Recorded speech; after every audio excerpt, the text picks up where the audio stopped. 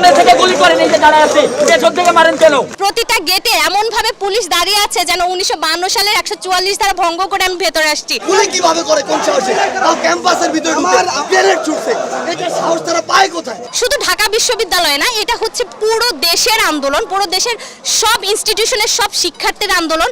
আমরা বলবো যে হল ছাড়া নির্দেশ দিলে আপনারা হল ছাড়বেন না, ইনস্টিটিউশন ছাড়া নির্দেশ দিলে ইনস্টিটিউশন ছাড়বেন না। যারা বাসা থেকে, যেমন আমি বাসা থেকে এসেছি সকালবেলায় উঠেই যে আমাকে আজকে যেতে হবে, এবং আমি ট্রান্সপোর্ট চেঞ্জ করে করে বারবার এসেছি, কারণ আমাকে এখানে এসে পৌঁছতে হবে। এবং এসেই দেখছি যে আমার বিশ্ববিদ্যালয়ে প্রতিটা গেটে এমনভাবে পুলিশ দাঁড়িয়ে আছে যেন 1952 সালের 144 ধারা ভঙ্গ করে আমি ভেতরে আসছি।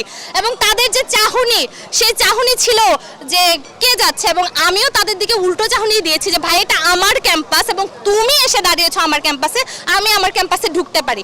পুলিশ বিজিবি এই সাহস কোথায় পায় ঢাকা বিশ্ববিদ্যালয়ের ভিতরে ঢুকে শিক্ষার্থীদের উদ্দেশ্যে গ্রেনেড ছড়ায়? অবশ্যই তাদেরকে প্রশাসন অনুমতি দিয়েছে, তাহলে প্রশাসন এই সাহস কোথায় পেল তার শিক্ষার্থীদেরকে পুলিশের কিংবা ওই বিজিবির গ্রেনেডের সামনে তুলে দেওয়ার? এই জবাব প্রশাসনকে অবশ্যই দিতে হবে।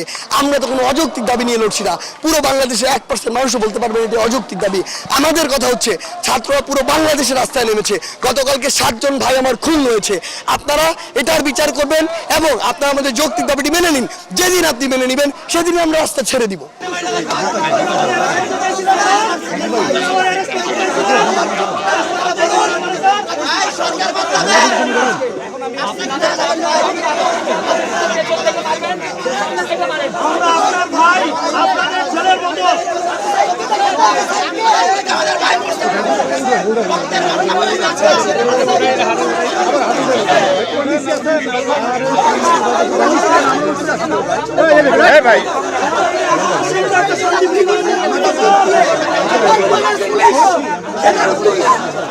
আমাদের ক্যাম্পাসে, আমাদের হলে আমরা কোনো সন্ত্রাসী থাকতে দেবো না, কোনো ছাত্র রাজনীতি থাকতে দেবো না।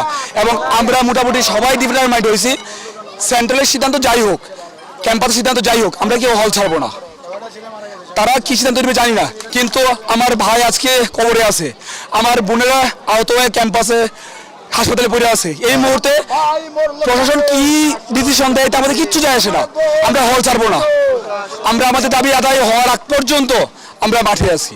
ছাত্রলীগের সন্ত্রাসীদেরকে, কোন টুকাই বদমাস গুন্ডাদেরকে হল ক্যাম্পাসে অবস্থান করতে দেব না, দেব না।